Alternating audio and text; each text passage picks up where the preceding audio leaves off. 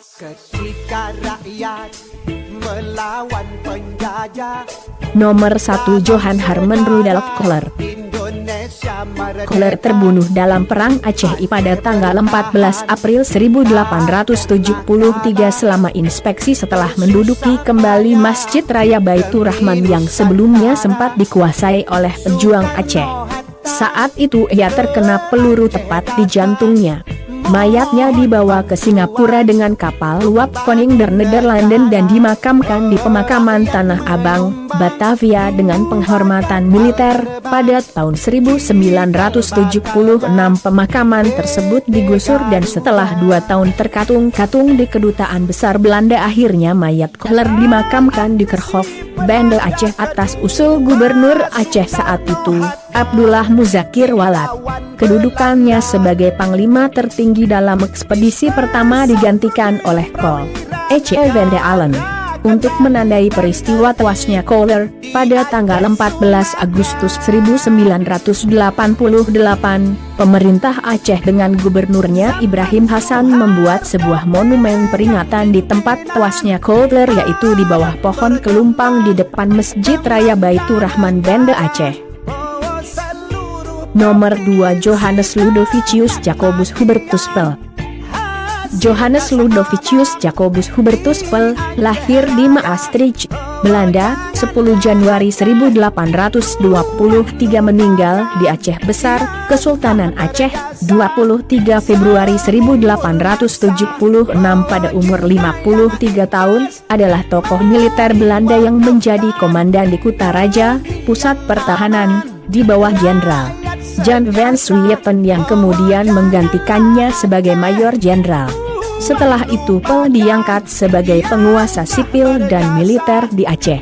Setelah kekalahan yang dialami George Hendrik Romswinske dalam Perang Aceh Kedua, pasukan Belanda pulang ke Batavia, sekarang Jakarta, pada tanggal 26 April 1874. Tinggallah Jenderal Pel yang berada dalam posisi sulit karena harus mengurusi keadaan pasukan yang amburadul dan moralnya menurun. Di samping tewas akibat perang, banyak juga yang tewas akibat penyakit tropis dan kolera. Di samping itu, akses ke laut juga terhambat karena cuaca buruk. Kuburan-kuburan Belanda diobrak-abrik oleh pejuang-pejuang Aceh. Belum lagi serangan malam oleh pejuang Aceh. Nomor 3 Henry de Meny. Henry de Meny lahir pada 5 September 1830 di Mulause, mengawali karirnya di Aceh sebagai gubernur sipil dan militer Aceh pada tahun 1884. Ketika de Meny menjabat sebagai gubernur, kawasan Aceh sedang pecah perang dengan semangat perang sabi yang dikumandangkan Teungku Cik Ditiro hingga satu persatu benteng berhasil dikuasai pejuang Aceh.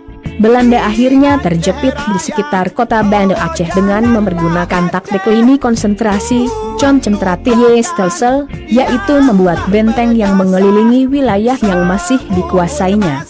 Ditambah peristiwa pengkhianatan Tengku Umar dan penyerangan dan penyanderaan kapal Unicero dan Hok Conton di Teunom. De Meny yang sedang bingung mengutus Tengku Umar untuk membebaskan kapal dan sentra kapal Unicero milik Inggris di Teunom, tapi yang terjadi sebaliknya di mana Tengku Umar menghabisi 32 pasukan Belanda yang ikut bersamanya dengan kapal Bengkulen dan bergabung dengan Raja Teunom. Belanda sangat terguncang dengan peristiwa itu.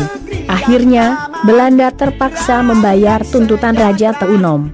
Pada 10 September 1884, kapal Unicero dan 18 orang awak kapal dibebaskan dengan uang tebusan $10.000. Dengan kekalahan dan peristiwa-peristiwa besar yang dialaminya, tahun 1886 de Meny diserang demam tinggi, terjangkit penyakit parah hingga tidak bisa bergerak. Pada akhirnya de Meny mengundurkan diri dari jabatannya untuk berobat ke Payakumbuh, Sumatera Barat. Sebelum sampai ke rumah sakit, de Meny meninggal. Nomor 4 Joule Jacob Karel de Moulin. Jan Jacob Charles Moulin, Maastricht, 13 Desember 1845 Kota Raja, 8 Juli 1896, berpangkat Mayor Jenderal pada tanggal 21 Juni 1896 diangkat sebagai gubernur sipil dan militer di Aceh dan Dependensi.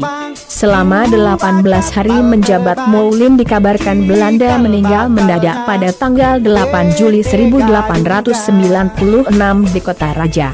Inilah versi beuganas.net sejarah singkat mati Jenderal Belanda masa Perang Aceh.